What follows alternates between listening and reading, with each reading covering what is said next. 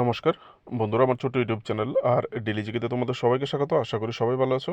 বন্ধুরা, যারা হাইকোর্টের এক্সামে গ্রুপ ডির প্রিপারেশন নিচ্ছ, তোমাদের জন্য আরও একটা ইম্পর্টেন্ট ভিডিও প্রাচীন ভারতের ইতিহাস থেকে। আজকের সুলতানি যুগের লাস্ট ভিডিও, ঠিক আছে, পার্ট 10। এর আগে আমি প্রাচীন ভারতের ইতিহাসের উপর আরও 9টা ক্লাস করেছি, ইউটিউবে অ্যাভেলেবেল আছে, তোমরা দেখতে পারো গিয়ে। এটা হচ্ছে সময়কালটা। তো এরপর শুরু হবে মুঘল যুগ। মুঘল পিরিয়ডের অনেকগুলি কোশ্চেন আসবে। চ্যানেলে নতুন হয়ে থাকলে অবশ্যই সাবস্ক্রাইব করে বেল আইকন প্রেস করে রাখবে নেক্সট ভিডিওগুলির জন্য। আর যদি কেউ পারো এই ভিডিওটাকে লাইক করে হাইপ করে সাপোর্ট করবে, শেয়ার করে। চলো দেখে নিই কোশ্চেনগুলি। বন্ধুরা, প্রথম কোশ্চেনটা ইম্পর্টেন্ট একটা কোশ্চেন। দিল্লির প্রথম মুসলিম শাসক কে ছিলেন? Who was the first Muslim ruler of Delhi?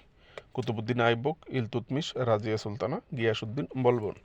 এখানে আনসারটা হবে কুতুবুদ্দিন আইবক, ঠিক আছে। ওনার সময়কালটা 1206 থেকে 1210। নেক্সট কোশ্চেন, ভেরি ভেরি আরেকটা ইম্পর্টেন্ট কোশ্চেন। নিচের মধ্যে কে মধ্যযুগীয় ভারতের প্রথম নারী শাসক ছিলেন? হু of the following was the first women ruler of medieval India? চাঁদ বিবি, নূরজাহান, দুর্গাবতী, রাজিয়া সুলতানা? তো এখানে আনসারটা হবে অপশন ডি। রাজিয়া সুলতানা ছিলেন একমাত্র নারী শাসক মধ্যযুগের, ঠিক আছে। ভেরি ভেরি একটা ইম্পর্টেন্ট কোশ্চেন, অনেকবার জিজ্ঞেস করে একটা কোশ্চেন নানা রকম পরীক্ষায়।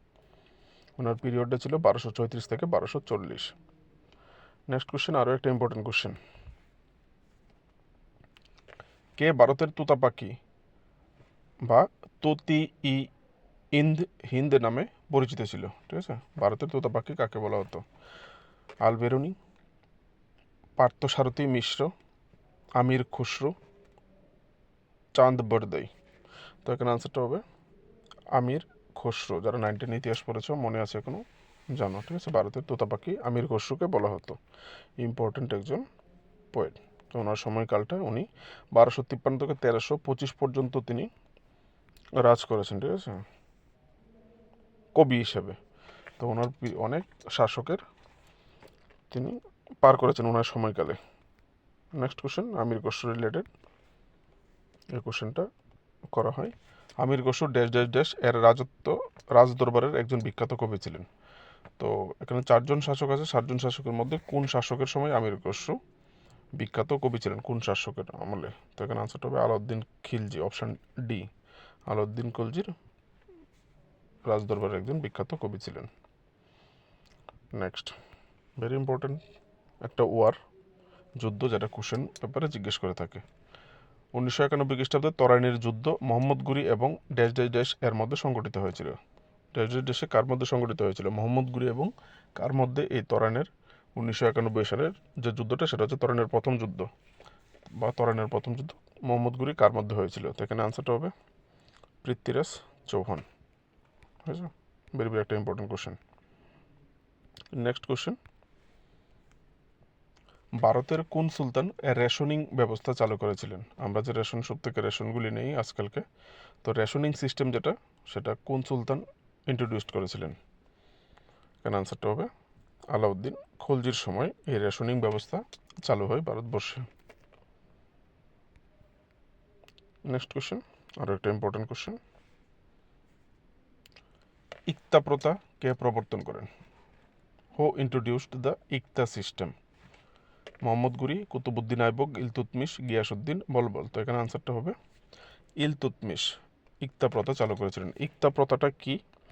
ইকতা প্রথাটা ছিল একটা প্রশাসনিক ও ভূমি রাজস্ব ব্যবস্থা। কীরকম? ইলতুৎমিশ তার সময়কালে তাদের যে সেনা সৈন্যরা ছিল এবং অন্যান্য অভিজাতবর্গ যারা ছিল, যাদেরকে বেতন দেওয়ার প্রয়োজন ছিল, তাদেরকে বেতন না দিয়ে, টাকা না দিয়ে, তাদেরকে ল্যান্ড দিয়ে দেওয়া হতো, জমি দিয়ে দেওয়া হতো, ঠিক আছে। ওই জমিতে পরিমাণ মতো জমি দেওয়া হতো, ওই জমিতে তুমি যা খুশি করো, ফসল ফলাও, বিভিন্ন রকম যা খুশি করো, করে তুমি তোমার নিজেরটা নিজে রাখবে, রেখে তোমার আশেপাশে কেউ থাকলে দেবে, এরকম ছিল, ঠিক আছে। এটাকে ইকতা প্রথা বলা হতো। টাকা দেওয়া হতো না, টাকার পরিবর্তে জমি দিয়ে দেওয়া হতো, জমিতে চাষ করো, রোজগার করো। নেক্সট কোশ্চেন, এই ইকতা প্রথাটা কে বিলুপ্ত করেন? ঠিক আছে, ইলতুৎমিশ চালু করেছিল, আর এই ইকতা প্রথাটা কে বিলুপ করেছিল? ইকতা প্রথাটা বিলুপ করেছিল আলাউদ্দিন খলজি, অপশন ডি, ঠিক আছে। নেক্সট কোশ্চেন, আরও একটা ইম্পর্টেন্ট কোশ্চেন। ইখতিয়ার উদ্দিন বখতিয়ার খলজি কবে বাংলা আক্রমণ করেন? ঠিক আছে,